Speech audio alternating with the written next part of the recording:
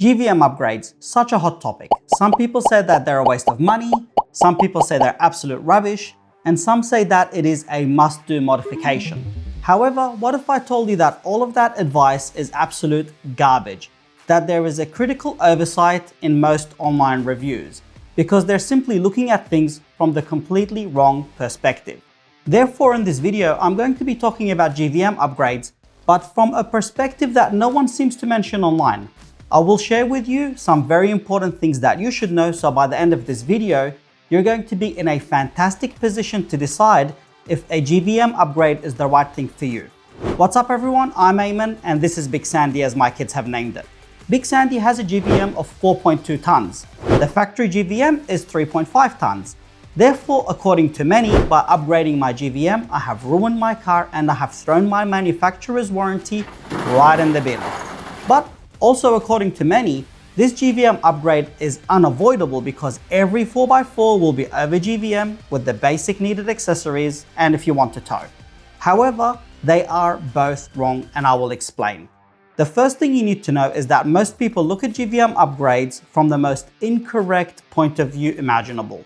Very black and white with absolutely no gray area. In one camp, they say that GVM upgrades are a must and should be your first modification because fitting a canopy, bull bar and a few other accessories will surely throw you over the standard factory GVM for a LandCruiser. In the other camp, I see people who have heavily modified their 4x4 and heavily modified their LandCruiser, saying that GVM upgrades are horrible. They say that your vehicle will be ruined in both reliability and comfort, and you will risk snapping your chassis and voiding any manufacturer's warranty. But then they also complain that they have to count every single kilogram so they don't go over their factory GVM. And when you jump online to do your research like I did when you first buy your LandCruiser, you have no idea who to believe. And after watching all kinds of videos and reviews online, it got me thinking, why do I both agree and disagree with all of their reviews? Why do I not regret my GVM upgrade even though I'm almost always well below my factory GVM? Before I explain where I'm coming from, and I know you might already know this, but for the viewers who don't know what GVM is, in 15 seconds, every vehicle has a maximum weight that it can legally be. That is the weight of the vehicle plus everything that it is carrying, including fuel, people, luggage, and all accessories and attachments, which also includes the weight that your trailer or caravan is pushing down on your tow bar when you have it connected, which is also known as the tow ball weight. Therefore, a gross vehicle mass upgrade increases this maximum weight limit, meaning that you can legally carry more weight. So, what is this different point of view that I'm talking about? Let me explain by giving an example and bear with me.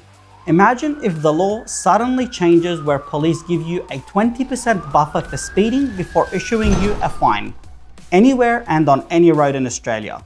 All you have to do is get a certificate from an engineer that you have good brakes and good tires, and then you can go up to 20% above the speed limit without getting a fine and without losing your insurance.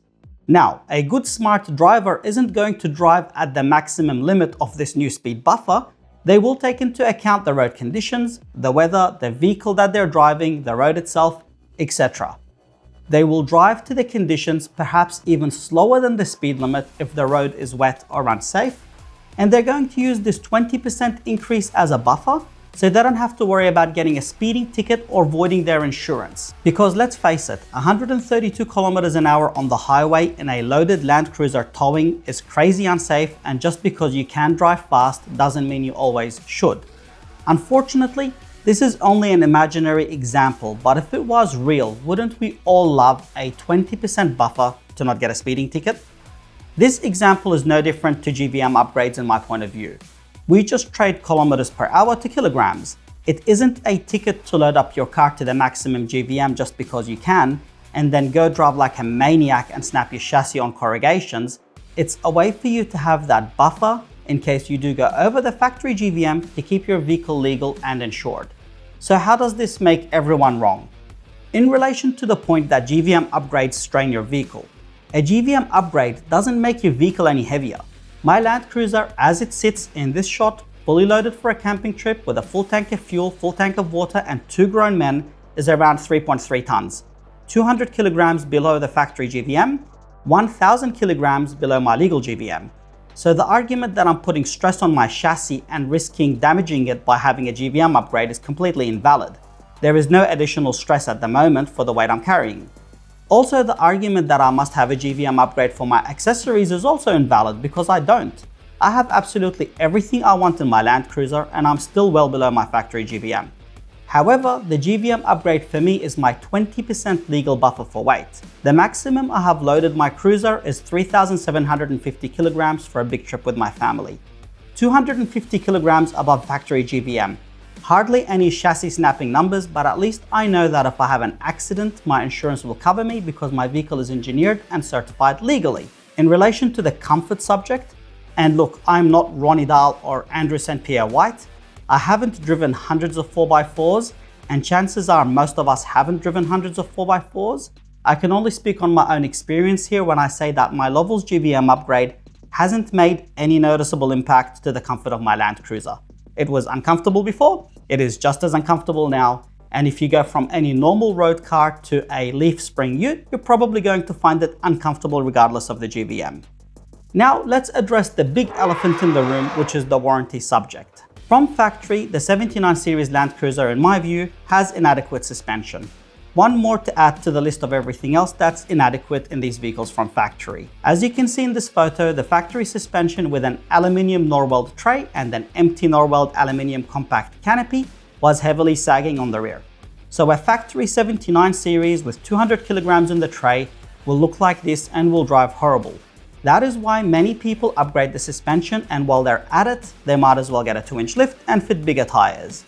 So I did what everyone else does with my own car. I went online and I looked up a suspension upgrade, and when I received my quote, I realized it was only $800 more to have it engineered and get a GVM increase. And to me, that's a bargain. I would rather have it and not need it than need it and not have it. So what does all of this have to do with the warranty subject?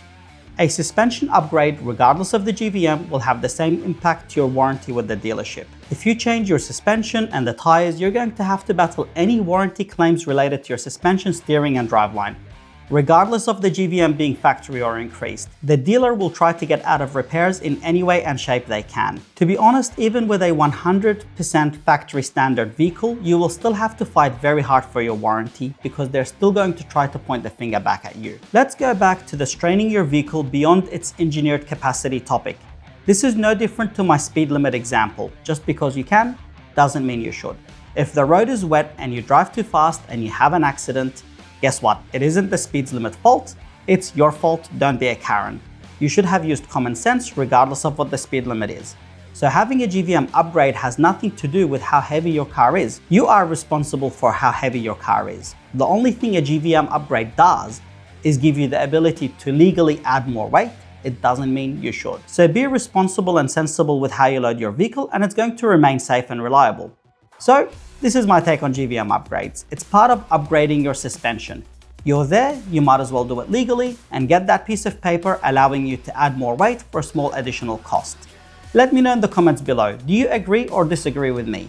Do you have a GVM upgrade and how have you found it? And also, if you have enjoyed this video, be sure to click that subscribe button for me and check out my next video so you can let me know what you think of it as well.